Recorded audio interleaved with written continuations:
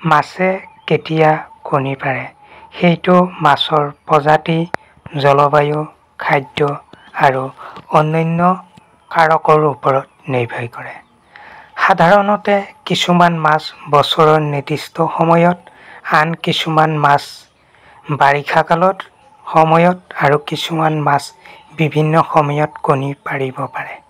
মাছৰ কণী পাৰাৰ বাবে উপযুক্ত সময়ত জলবায়ুৰ উষ্ণতা, খাদ্যৰ উপলব্ধ আৰু জলৰ গুণাগুণৰ প্ৰভাৱ বিস্তাৰ কৰে। কিছুমান মাছৰ এক বা দুটা ঋতুতেই কণী পাৰাৰ বাবে প্ৰস্তুতি থাকে, আনহাতে কিছুমান মাছৰ কণী পাৰাৰ বাবে সঠিক সময় নাথাকিবও পাৰে। বৰ্তমান খাল, বিল, নদ, নদী, পথাৰ সকলোতে পানীৰে উপচি পৰিল আৰু সেই পথাৰৰ বোকাত বা গাঁতত সোমাই থকা মাছবোৰ এতিয়া ওপৰলৈ উঠি আহিব। এয়া মাছৰ বংশ বৃদ্ধি কৰাৰ সময়।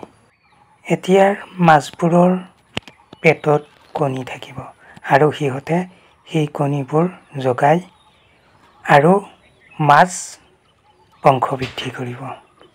বৰ্তমান বা নিৰ্দিষ্ট সময়লৈকে গাভিনী মাছ বা কণীযুক্ত মাছসমূহ আমি ধৰি খোৱাটো উচিত নহয়। আমি যদি সেই মাছবোৰ ধৰি খাওঁ তেতিয়াহ'লে সেই মাছবোৰ বংশ বৃদ্ধি নহ'ব।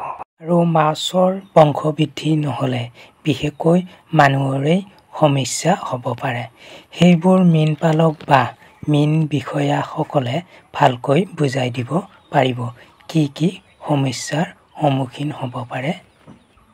সকলো ভালে থাকক, সকলো সুস্থ থাকক। শেষত আকৌ এবাৰ ক'ম, নিৰ্দিষ্ট সময়লৈকে গাভিনী বা কণীযুক্ত মাছ নধৰিব। নমস্কাৰ, ধন্যবাদ।